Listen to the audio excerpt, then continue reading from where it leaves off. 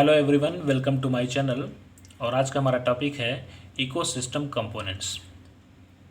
आज हम यहाँ पर इकोसिस्टम के कंपोनेंट्स को स्टडी करेंगे। तो इकोसिस्टम कंपोनेंट्स कितने होते हैं? These are two types. ये दो तरह के होते हैं, बायोटिक और दूसरा एबायोटिक। बायोटिक का मतलब होता है लिविंग बींग्स, एबायोटिक का मतलब होता है नॉन लिविंग सब्सटेंस। बायोटिक और abiotic, living beings and non living substance, ये दोनों आपस में मिलकर एक इंटरैक्टिंग सिस्टम का फॉर्मेशन करते हैं जिसे बोलते हैं इकोसिस्टम। तो आज हम इसी इकोसिस्टम के कंपोनेंट्स को यहाँ पे स्टडी करने वाले हैं। तो सबसे पहले बायोटिक की बात कर लें। तो बायोटिक को हम देख रहे हैं कि दो पार्ट्स में क्लासीफाइड कर सकते हैं, ऑटोट्रोप्स एंड हेटेरोट्रोप्स। ऑटोट्रोप्स का मतलब होता है ऐसे ऑर्गेनिज्म जो अपना फूड सेल्फ प्रिपेयर करते हैं, ठीक है, इन्हें ऑटोट्रोप्स बोलते हैं। और ऐसे ऑर्गेनिज्म जो अपना फूड सेल्फ प्रिपेयर नहीं कर पाते हैं बल्कि अपने फूड के लिए ये दूसरे ऑर्गेनिज्म पे डिपेंड करते हैं। ओके, ऑटोट्रोप्स को प्रोड्यूसर्स भी बोल सकते हैं because they produce their own food. और हेटेरोट्रोप्स को दो पार्ट में क्लासीफाइड कर सकते हैं, कंज्यूमर्स एंड डिकम्पोजर्स।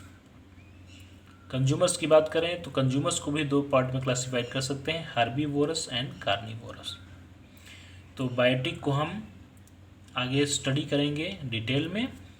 फिलहाल हम एबायोटिक को यहाँ पे स्टडी करते हैं, ठीक है। तो जब एबायोटिक की बात करते हैं तो एबायोटिक का सीधा मतलब होता है नॉन लिविंग सब्सटेंस। और ये नॉन लिविंग सब्सटेंस कहाँ होते हैं, कहाँ पाए जाते हैं? तो ये एटमॉस्फेयर में पाए जाते हैं, हमारे एनवायरनमेंट में होते हैं। वो क्या होते हैं देख लेते हैं।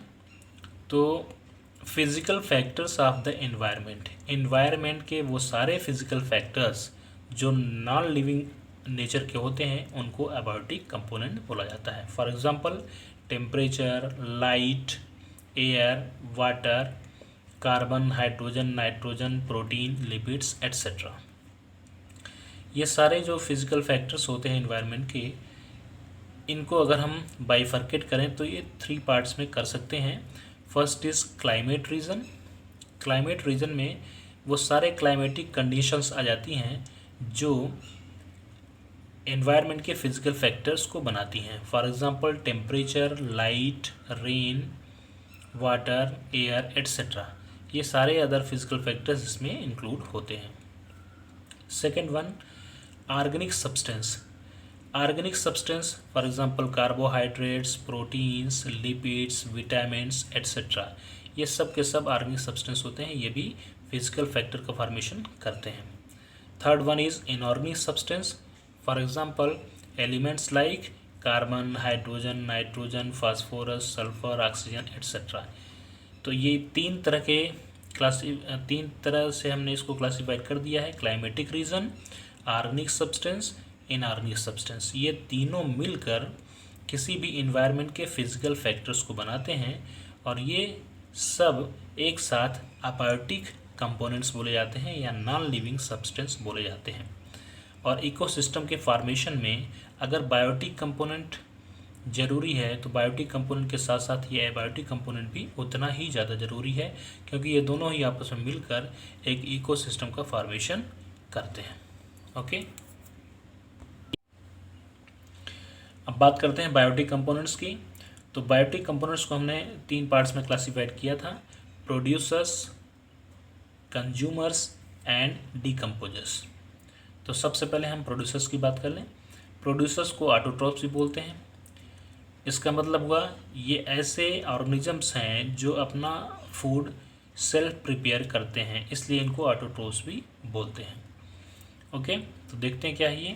These are chlorophyll bearing autotrophic organisms, यानी ये ऐसे ऑटोट्रोपिक ऑर्गेनिजम्स होते हैं जिसमें क्लोरोफिल पाया जाता है। क्लियर? विच प्रिपेयर ऑर्गेनिक कंपाउंड्स, जो ऑर्गेनिक कंपाउंड्स का प्रिपरेशन करते हैं फ्रॉम, कहाँ से? Inorganic raw materials with the help of sunlight through photosynthesis process. यानी ये एटमॉस्फेयर में प्रेजेंट इनऑर्गेनिक रॉ मटेरियल जो फिजिकल फैक्टर होता था अबायोटिक कंपोनेंट का, यानी इनऑर्गेनिक रॉ मटेरियल की मदद से और सनलाइट के प्रेजेंस में, साथ ही क्लोरोफिल की प्रेजेंस में, ये एक ऐसी प्रोसेस का फॉर्मेशन प्रोसेस करते हैं जिसको बोलते हैं फोटोसिंथेसिस। और फोटोसिंथेसिस के थ्रू ये ऑर्गेनिक कंपाउंड्स का फॉर्मेशन करते हैं। क्लियर होता है? यानी ये ऐसे ऑटोट्रोपिक ऑर्गेनिजम्स होते हैं जिसमें क्लोरोफिल पाया जाता है, और ये फिजिकल फैक्टर्स यानी इनऑर्गेनिक रॉ मटेरियल और सनलाइट की मदद से फोटोसिंथेसिस प्रोसेस के थ्रू ऑर्गेनिक कंपाउंड्स का फॉर्मेशन करते हैं। क्लियर होता है? Okay. Herbs, shrubs and trees are autotrophs in terrestrial ecosystem. अब इकोसिस्टम की बात करें तो दो तरह के इकोसिस्टम हम जानते हैं, एक टेरेस्ट्रियल, दूसरा एक्वाटिक। तो टेरेस्ट्रियल की बात करें तो वहाँ पे जो ऑटोट्रोप्स होते हैं वो तीन तरह के होते हैं, herbs, shrubs and trees. Herbs यानी बहुत ही शॉर्ट लेंथ वाले प्लांट्स, फॉर एग्जांपल तुलसी, मिंट एट्सेट्रा। shrubs कुछ झाड़ी नुमा प्लांट्स होते हैं, जैसे चाय के बागान जैसा सुना होगा, वो shrubs कैटेगरी में आते हैं। और ट्रीज़ जो काफ़ी लंबे प्लांट्स होते हैं उनको ट्रीज़ बोलते हैं। तो ये ऑटोट्रोप्स होते हैं टेरेस्ट्रियल इकोसिस्टम में।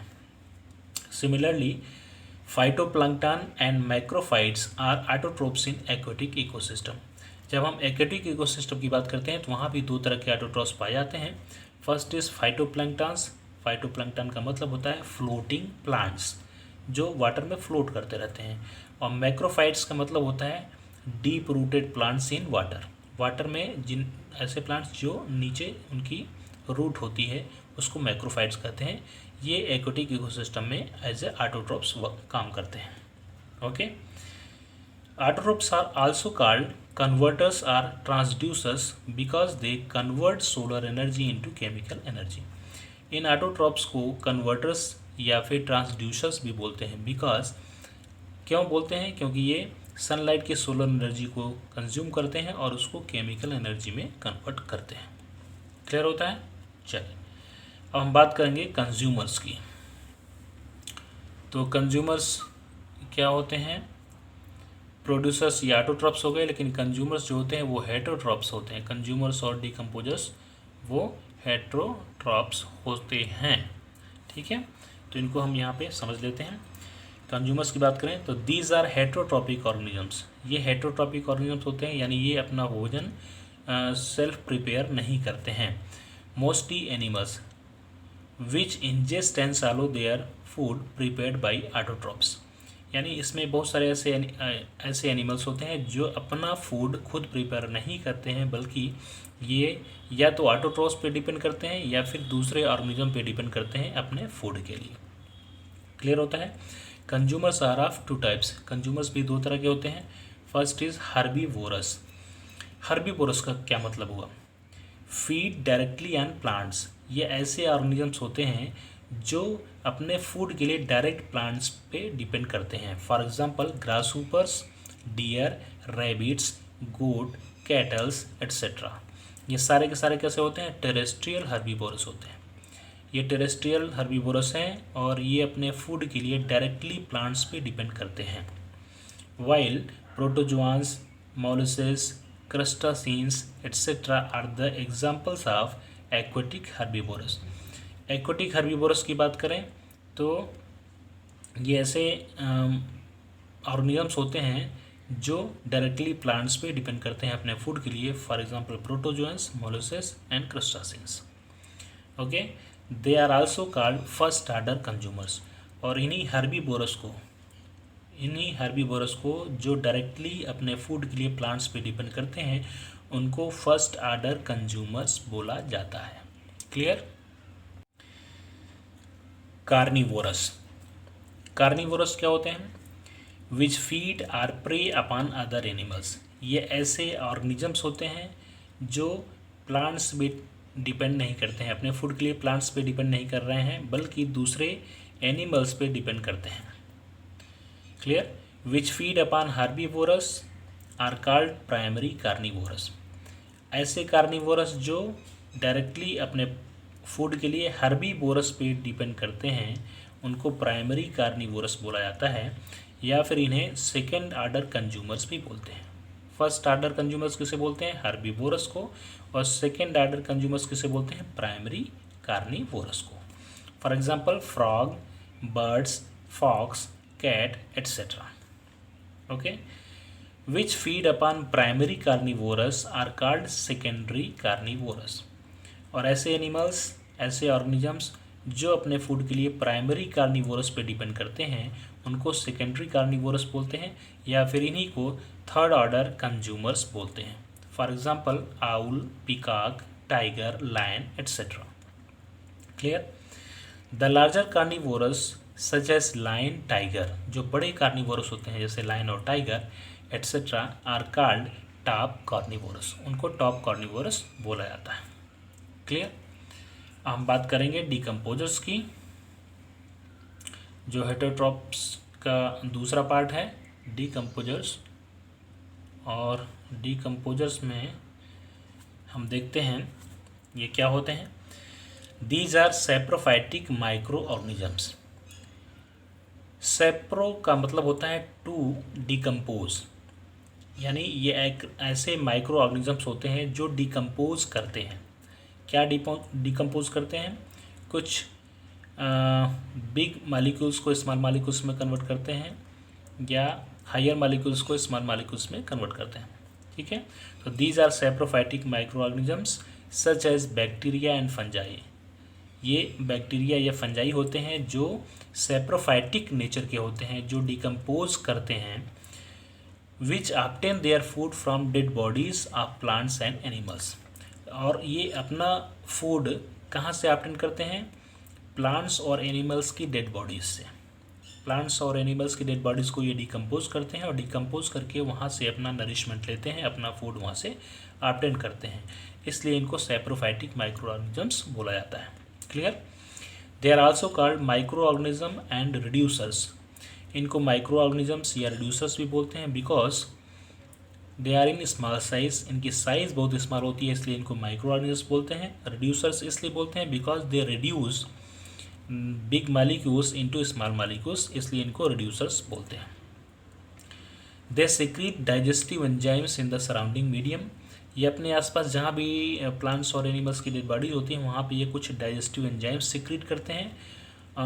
किस लिए करते हैं? To digest the organic material, कि उस बॉडी में जो ऑर्गेनिक मटेरियल होता है, ऑर्गेनिक सब्सटेंस होता है, उसको डाइजेस्ट करने के लिए कुछ डाइजेस्टिव एंजाइम्स सीक्रेट करते हैं। And absorb some part for their own nourishment.